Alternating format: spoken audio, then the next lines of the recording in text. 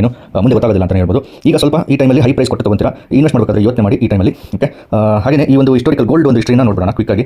Gold history ನೋಡಿ, ನೀವು ನೋಡಿಕೊಂಡ್ರೆ 1980ರಲ್ಲಿ ಇನ್ಫ್ಲೇಷನ್ ಬಂದ್ಬಿಟ್ಟು ರೇಟ್ಸ್ ಎಲ್ಲ ಹೈಕ್ ಆಗಿತ್ತು.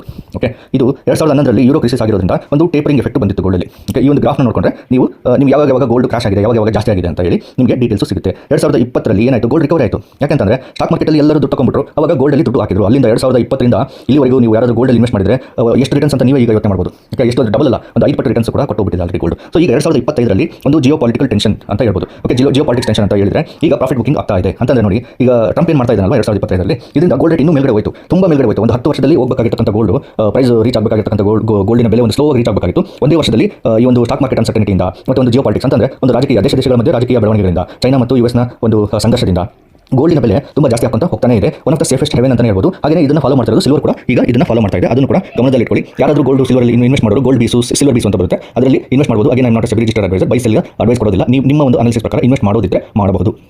ಓಕೆ, ಇಷ್ಟು ಹೇಳ್ತಾ ಈ ಒಂದು ಸೆಕ್ಷನಲ್ಲಿ ಚೆಕ್ ಮಾಡ್ಕೊಳ್ಳಿ, ಇನ್ಫಾರ್ಮೇಷನ್ ತುಂಬ ಸಿಗುತ್ತೆ. Thank you so much. Like, share and subscribe.